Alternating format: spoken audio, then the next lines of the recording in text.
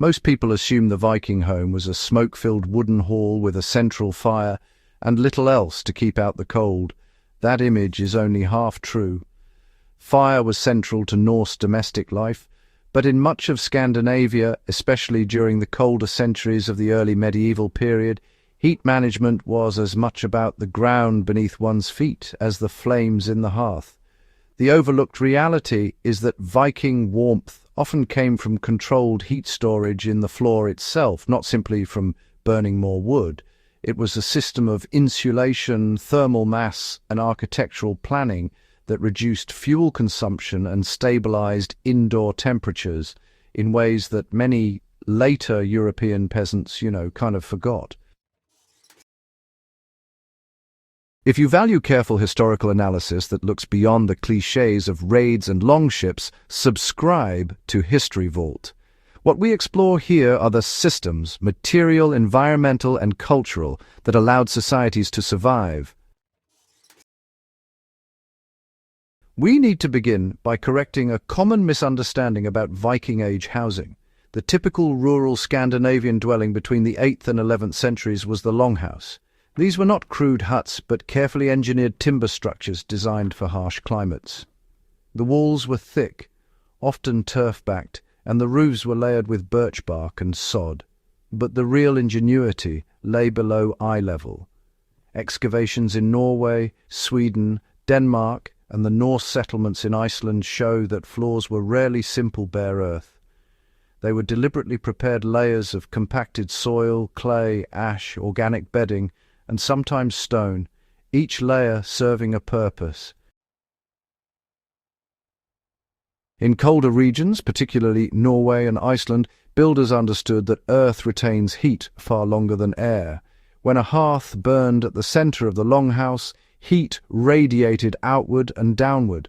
A compacted clay or stone-enhanced floor absorbed that heat throughout the day. Once the fire diminished at night, the stored warmth in the floor radiated slowly back upward. The effect was subtle but significant. Instead of a rapid drop in temperature after the flames died down, the interior cooled gradually. This was not accidental. Archaeological strata show repeated resurfacing of floors with clay mixed with ash. Ash, a byproduct of the hearth, has insulating and desiccating properties. It helps regulate moisture and improves compaction. In combination with clay, it creates a dense but thermally responsive surface. We can think of this as an early passive heating system.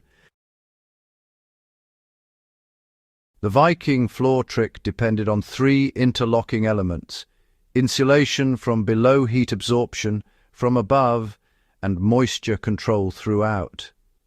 Longhouses were often built slightly raised or on well-drained ground.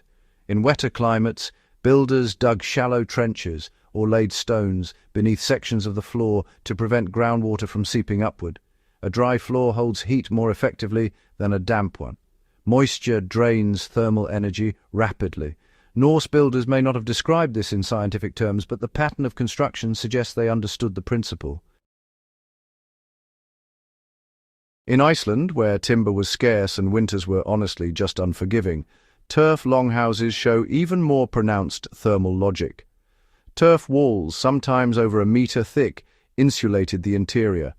The floor, often slightly sunken relative to the surrounding ground, benefited from the Earth's relatively stable subsoil temperature. In winter, the ground below frost depth remains far warmer than the air. By building partially into the earth and combining that with a heat-absorbing floor, inhabitants moderated extremes without constant firewood consumption. This mattered more than we often acknowledge. Wood was not uniformly abundant across the Viking world. Coastal Norway had forests, but Iceland rapidly faced deforestation after settlement. Greenland's Norse communities had even fewer options. Fuel efficiency was survival. A heating method that extended warmth beyond active burning reduced labor and resource strain. There is also evidence of heated stones being integrated into domestic life beyond just cooking. Stones placed near or within hearth zones would absorb intense heat. These stones could then be moved or left in place to radiate warmth. In some excavated sites, stone concentrations in floor areas away from the central hearth suggest deliberate placement to distribute stored heat.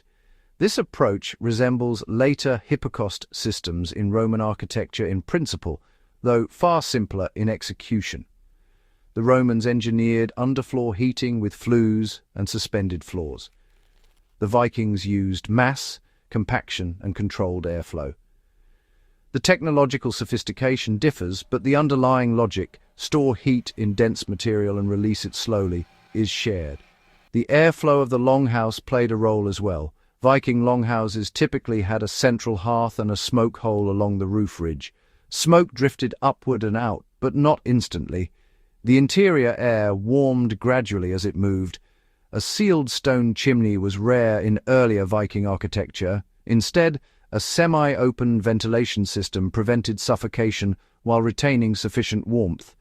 Because the floor absorbed heat, the lower portion of the dwelling remained warmer, longer, even as air circulated. Sleeping arrangements reinforced this interpretation. Raised platforms or benches lined the walls. People did not sleep directly on the central walkway floor, but the retained warmth from below would have influenced the entire interior microclimate. Animal stalls were sometimes integrated at one end of the longhouse. Livestock body heat further contributed to thermal stability. The house functioned as a single environmental system. This integrated design shaped Norse survival strategy in ways that extend beyond architecture. A society accustomed to extracting maximum efficiency from fuel and structure develops habits of resource discipline. When Norse settlers expanded into the North Atlantic, these construction practices traveled with them. In Greenland, archaeological evidence from sites like Brattahlid shows adaptation to even harsher climates using thicker turf insulation and compacted internal flooring. Though ultimately the Greenland settlements failed for complex ecological and economic reasons, their housing reveals sustained attempts at thermal control without excessive fire use. There is a broader lesson here about medieval technological memory. As Europe urbanized in later centuries, many rural building techniques were replaced or simplified. Fireplaces with chimneys became common, and reliance on constant combustion increased. The Viking approach, less visually dramatic but more thermally strategic, did not become the dominant legacy.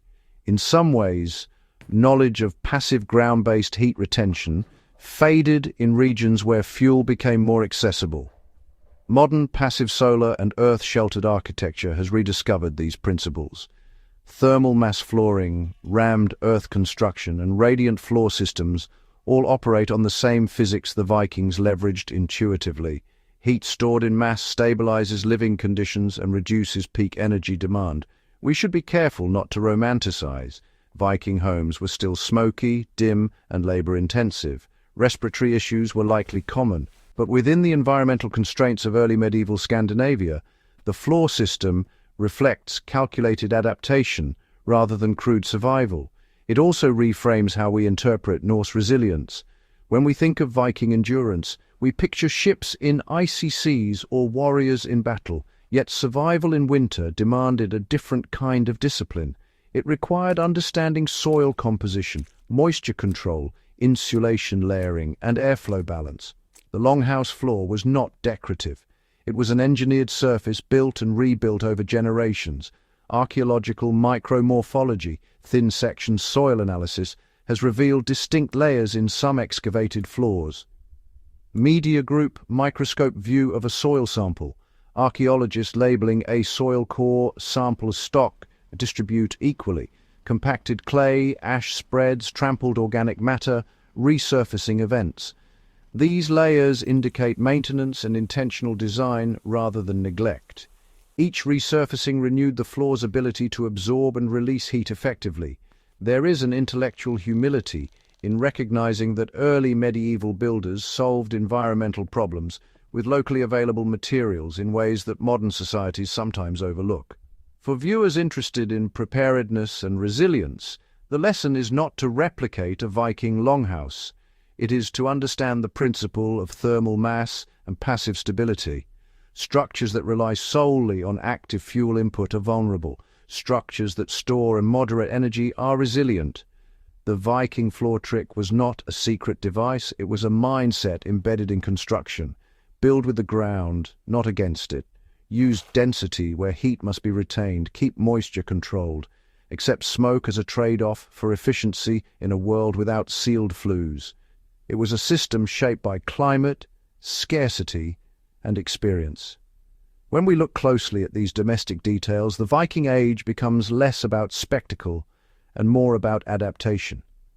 The people who crossed the North Atlantic and settled marginal lands did so with architectural knowledge refined by generations of living at the edge of what was habitable, remembering that matters. History is not only a record of wars and rulers, it is a record of solutions, some elegant, some harsh, to recurring human problems.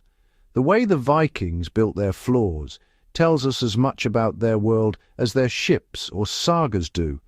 It reminds us that survival often depends on quiet innovations that rarely make it into popular retellings. If you value this kind of careful, in-depth historical analysis, subscribe to History Vault and share this video with others who want to look beyond familiar narratives. Understanding how past societies endured harsh realities sharpens our own awareness of resilience, design, and the overlooked intelligence embedded in everyday life.